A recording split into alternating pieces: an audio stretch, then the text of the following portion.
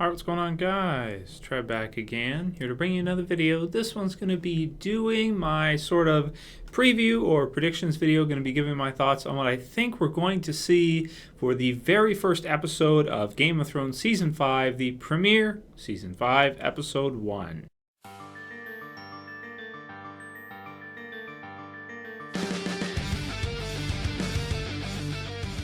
Alright, good stuff. So this one kind of will contain spoilers, I guess. I mean, what I'm going to basically be doing is talking about what I think we're going to see in the first episode in the premiere of Game of Thrones Season 5. Basically, what I've decided is people seem to like sort of not really predictions, but what I'm going to be doing for Game of Thrones is each episode I'll be doing like a preview video, similar to what I do with the Walking Dead TV series, which is predictions, because we don't know what's going to happen there. With Game of Thrones, we kind of know, but we don't 100% know. You know, it's based on the books, but they're kind of going their own route with it, and they're doing things out of order. Things are not, happening in the same way they're happening in the books.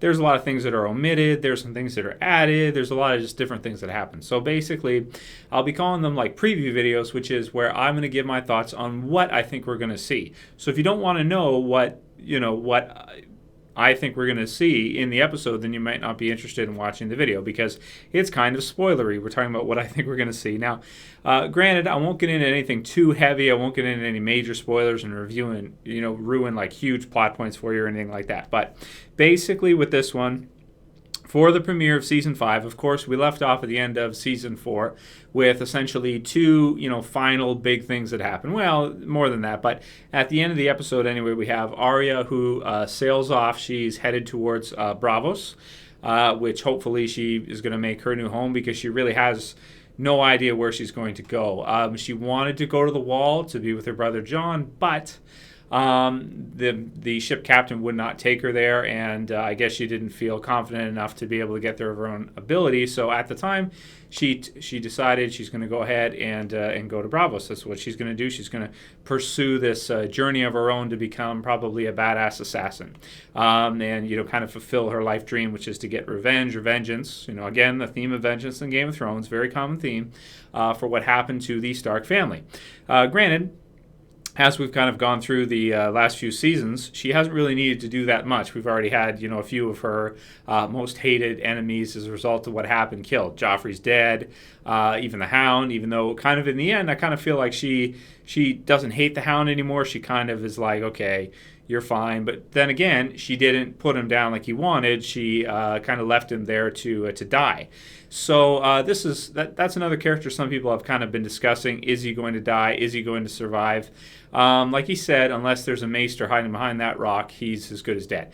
His wounds are too deep. He's in the middle of nowhere with no food, with nothing, in the hot sun, and he has nobody to help him out. So unless somebody just kind of walks by and sees him there and is able to help him and willing, he's going to die. So basically, we can conclude the Hound is dead. We probably will never see him again in the series. Unfortunate, but that's the route I think they're going to go with this one, based on what we've seen so far. I think her leaving him was not to leave that open-ended. It was to basically show that how cold she is. Even after he helped her, Arya is so cold, she's not even going to give him that satisfaction. She's going to leave him to die and take his money. And take his money too, his silver. So with her, I would assume in the first episode when we catch up with her, we'll probably see her in the first episode, I would think, of season 5. Probably be sailing to Braavos, but who knows if she'll be actually arriving there or just on her way there. I tend to think we'll see her kind of on her way there. The only problem with that is that it's kind of expensive to do, a ship type thing, on the show with, kind of the graphics and everything they would have to do and the ship crew and all that, just to kind of touch base with her. So I'll have to see how that gets handled and whether or not they want to go that route. But since it's probably going to be a long journey to get there, at least a while, we'll probably see her on her way there, I would think, and sort of how she's kind of mixing in with the crew and maybe meeting some new people, that type of thing. I would think we're going to see her in that capacity rather than just being in Braavos all of a sudden. So those are my thoughts on what we're going to see with Arya and the Hound. I think he's done. With regards to the other big thing, which is Tywin's death, I'm sure we're going to see, a huge portion of the episode, at least probably 10 or 20 minutes out of our regular, like 55 minutes with the intro, 52, maybe 53-minute episode. Probably a good portion of that's going to be focusing on the aftermath of Tywin's death. Of course, Tyrion and Varys have taken off. Basically, they're gone. So I don't know if we're going to see anything from them right away. I tend to think we probably won't. We won't see them instantly, or won't see them at the very beginning, but we would have to see what's going to happen with them, where they're going to go, what they're going to do. I would think within a few episodes we would have to see. At least Tyrion. Varys, I don't know, but definitely Tyrion, I would think we're going to have to see him, but maybe not in the premiere, because the premiere will probably focus heavily on Tywin's death and sort of his funeral, I would think. Cercei and Jaime and a lot of other new characters probably they're going to start coming up in King's Landing that we really haven't seen too much of. Of course, House Tyrell has a huge influence, and they've been there, but I think we're going to see some other new characters kind of coming up, as a result of Tywin sort of leaving this void in King's Landing. It's going to have to be filled by somebody, so I'm assuming we're going to see some new characters trying to fill that. At the same time, the whole funeral, we'll probably see that take place, and the beginning of that, as well as Cercei kind of finding out everything that's happened, and Jaime as well too. So both of those should be interesting, and I think that's going to be a heavy influence or heavy part of the episode.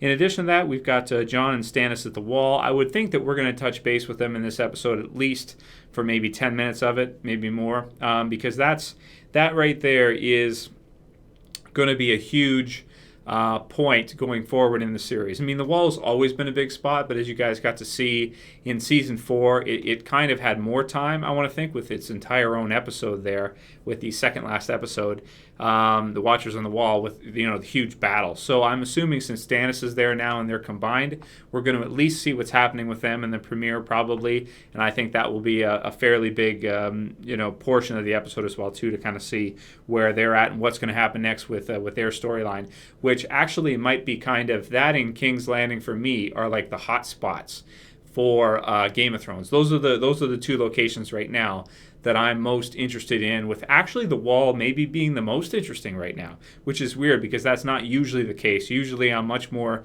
interested in other spots than the Wall, but the Wall has become really exciting. So I guess we'll see some White Walkers within the next couple seasons. Should be some awesome stuff. So there's that. With regards to, as I mentioned before, Tyrion and Varys, those two, I don't know if we're going to see right away. I mean, it'll be weird to see in the future of Game of Thrones what they do with Tyrion. How much is he going to be in the show now that he's not at one of these hotspot locations? What are they going to do with him? Are they going to keep Peter Dinklage on full time as like a season regular and have him in almost every episode? What are they going to do with that? At least for the first little while, I think they probably would, but maybe later he may kind of, fade out a little bit, from the core story, and I guess we'll have to see how that gets handled. I hope not, because Tyrion's my favorite character, but him and Varys, the two of them, I would think, they're going to kind of fade back for a while they kind of, hush, keep a low profile so Cersei's, hires don't find them, or anybody who wants to make some quick cash doesn't find them, because they're not the toughest couple, in all of Westeros. And you better believe there's going to be a huge bounty on Tyrion's head and Varys' head, because he went missing too. So both of them could be in deep if anybody recognizes them, and it's going to be hard for Tyrion to hide because he's a dwarf. So it's not like everybody's just a dwarf walking around. It's going to be some suspicion, some eyes, and it'll be interesting to see. But I'm not sure how much they're going to keep him in the show. So hopefully a lot, but I guess we'll see. I don't intend to see them. I don't expect to see them right away. So that's them. Daenerys is always there. Even if what's going on with her really doesn't have anything to do with the rest of the episode, like the dragons and chaining the dragons down in the finale, she's always going to kind of be there until her storyline crosses over with everybody else's. She's going to be there even for just a little bit here and there. She basically always is. Going on from there, other locations would be like Sansa and Baelish at the Vale. I wouldn't think we would see them in the premiere, but it'd be cool if we did. I kind of want to see also with them because they're at the Vale. That's also not really a hot spot. So, for the series. So how much are they going to be in the show? What are we going to see from them and how often? I guess we'll have to wait and see, but I don't expect to see them in the premiere. In addition to that, we have, of course, the Boltons who show up here and there, just like they did at the end of season 4. I would expect every few episodes for us to get a scene or two with them just to kind of see where they're at and possibly with a new character who I did a spotlight for named Lady Stoneheart. Don't look into it if you don't want to know who she is. If you do, link will be in the description. I did a who is video giving my thoughts on Lady Stoneheart, who she is, what I think about her, kind of like a character spotlight. So if you're interested in that, go ahead and click the link in the description. And I think that's pretty much it. That's pretty much all our different locations, I think. There's also Brienne and Pod. We might touch base with them really quickly for a bit because of the huge battle between Brienne and the Hound, but I don't know how much we would see it. And maybe a little bit, Brienne in the book, she has a lot more time, at this kind of at this time in the book, she gets a lot of concentration. So, how much are we going to see with her and her journey to try to find the Starks? I guess we'll have to wait and see, but I wouldn't be surprised if we see at least one scene with her in the premiere and quite a few scenes in season 5 just because she's got a lot of time in the books and we haven't seen a lot of that stuff yet. So I would think we would see quite a bit with her. Now, there's so many characters in the show. I probably left out at least one group or something like that I just can't think of, but I think that's basically everybody and who I think we're going to see. So probably most of the concentration, King's Landing, the Wall, possibly Lady Stoneheart, hopefully. Maybe quick Tyrion and Varys would love that, but doubt it. Hound's probably dead. Arya, most likely. Sansa Baelish, doubt it. Bolton's maybe a quick little thing, but kind of doubt it. And Dany's basically always kind of there for dragon coolness and because she's a fan favorite. People love the character. So at this point, because we don't have any actual, trailers or footage or anything confirmed, that's about the best I can do for you guys for a preview video, giving my thoughts on what I think we're going to see. And, I would think that season 5 is going to be a great season. I don't know if it's going to be better than season 4 because season 4 was just like out of this world climactic and amazing, with all these setups all the way through the series paying off in season 4. Can't wait for season 5, of course, but I don't know if it'll be better than season 4. Season 4 was out of this world great.